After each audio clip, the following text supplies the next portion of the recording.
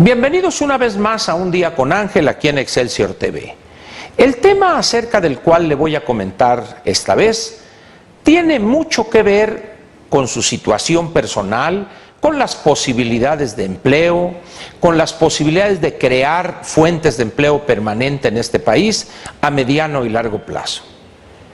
En un principio quizá usted no esté muy de acuerdo conmigo, pero espero que al final de mi comentario usted se convenza de la justeza de lo que le voy a decir. Mire usted, ha sido un tema recurrente en las últimas quizá 3 semanas, quizá 4, porque esto fue planteado en la reunión anual del Foro Económico Mundial en Davos, de un pacto fiscal o acuerdo fiscal. Bien a bien no se ha definido el nombre que tomará este compromiso, donde el gobierno federal dijo, al menos así lo señaló el secretario de Hacienda, que daría seguridad a los empresarios en materia fiscal.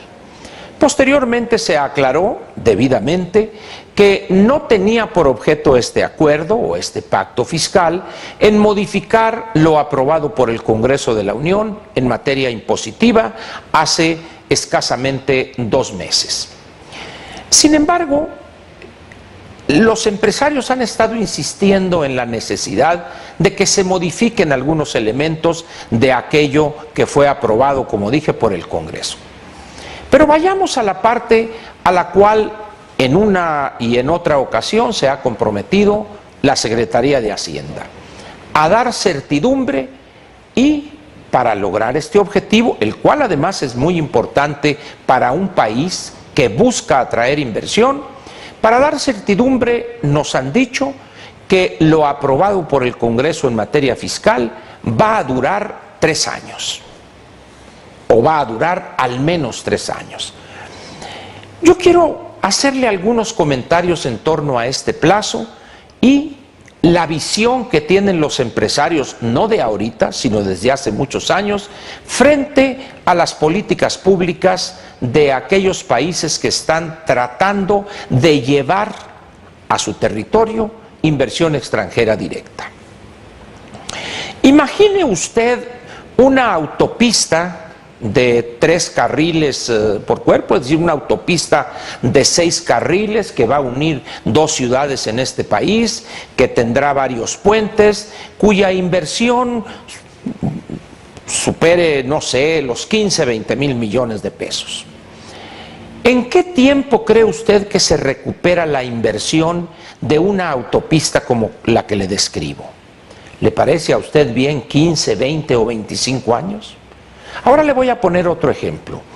Una planta generadora de energía eléctrica, una planta termoeléctrica de estas de paquete, de compactas, de doble ciclo, que usan gas natural, etcétera.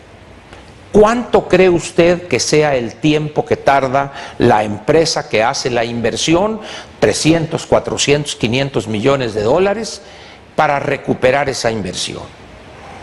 Seguimos con un puente como el puente en la carretera, en el río Baluarte, este que ha sido tan elogiado. ¿En cuántos años cree usted que se recupera la inversión? ¿20, 25 o jamás? De tal manera que el gobierno tendría que poner a fondo perdido una parte importante de lo que costaría ese puente. Y así le podría seguir dando a usted obras de infraestructura que no quiero dejar pasar. Una muy importante, la ampliación, por ejemplo, del puerto Lázaro Cárdenas en el estado de Michoacán, una nueva terminal para recibir contenedores. ¿Cuánto cree usted que tardaría la empresa que haga la inversión en recuperarla?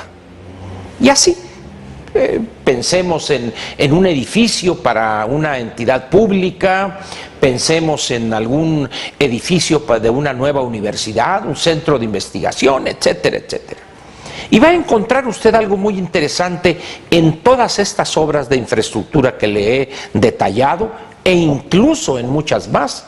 Y el horizonte para recuperar esa inversión es cuando menos 15 o 20 años.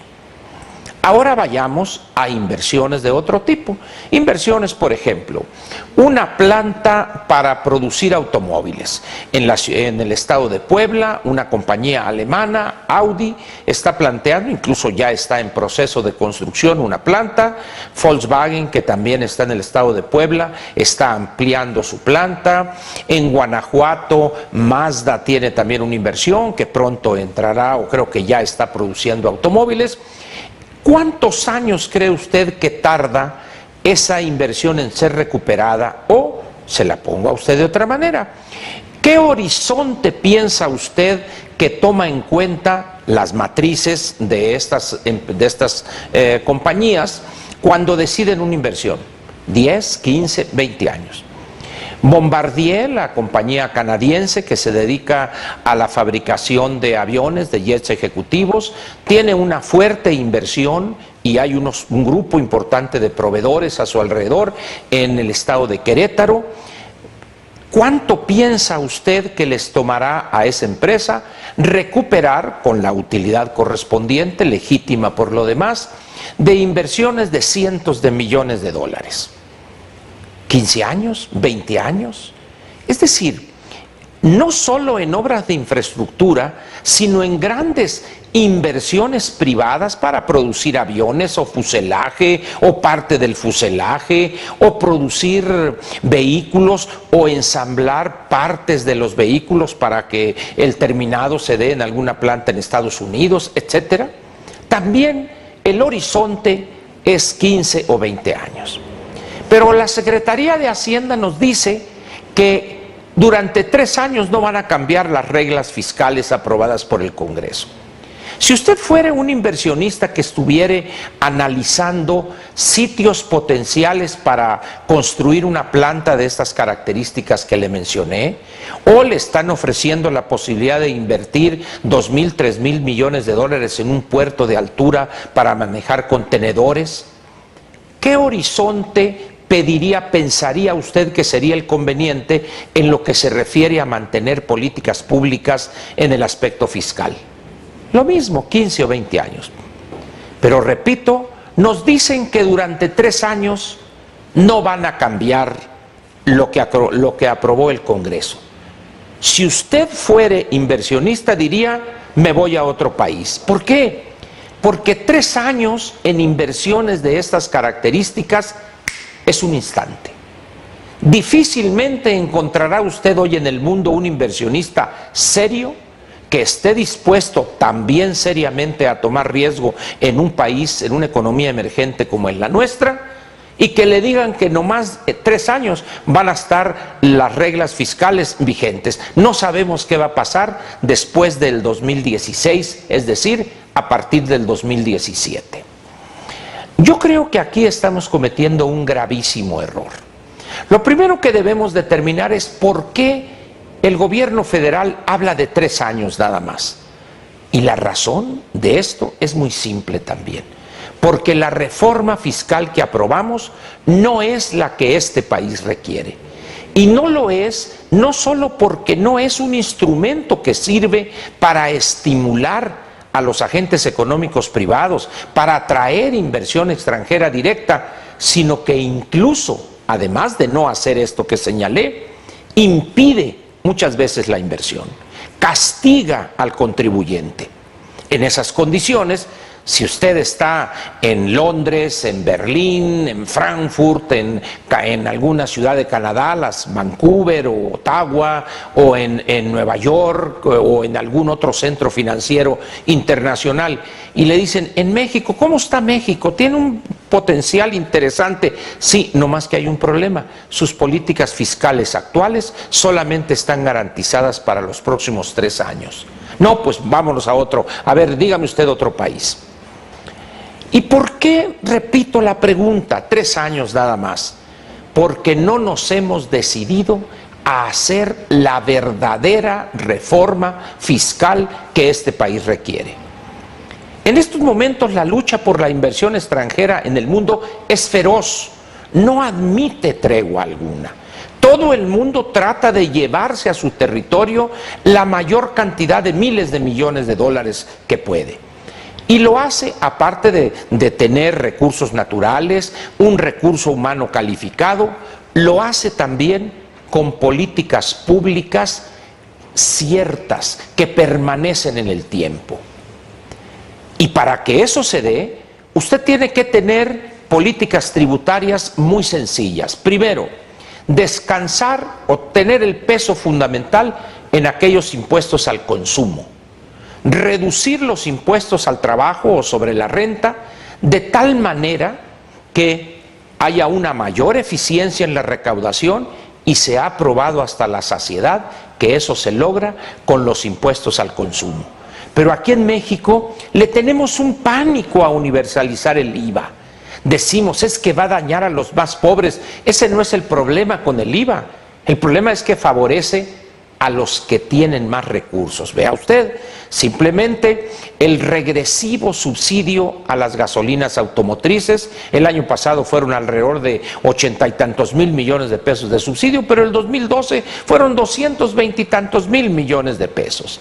Es decir, no nos atrevemos por corrección política, porque buscamos votos, porque queremos quedar bien con los partidos políticos que han hecho de no universalizar el IVA un fantasma que ellos crearon y se asustan con ese fantasma que inventaron.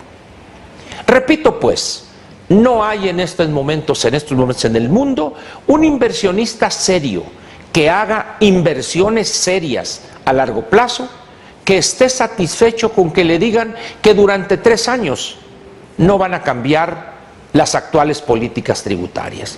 Es más, dudo que haya en México un inversionista serio que esté dispuesto a tomar riesgos a mediano y largo plazo en el país con una permanencia cierta de 3 años en las actuales políticas tributarias.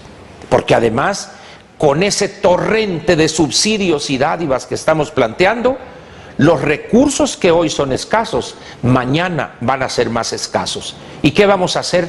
¿Vamos a endeudarnos más? ¿O vamos a cambiar las reglas fiscales de tal manera que ni siquiera duren los 3 años? Ese es un gran problema.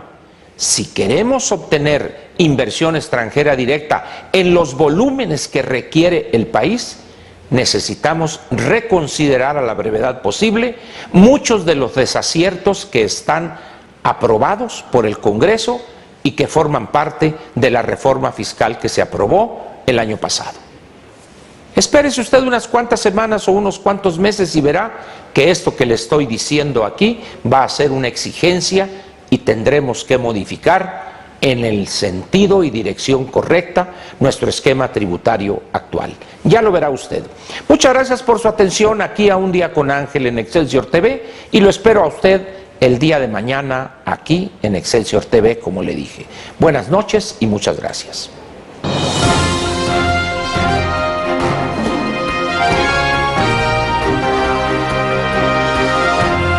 Te invitamos a seguir cuestionando la información con los siguientes videos.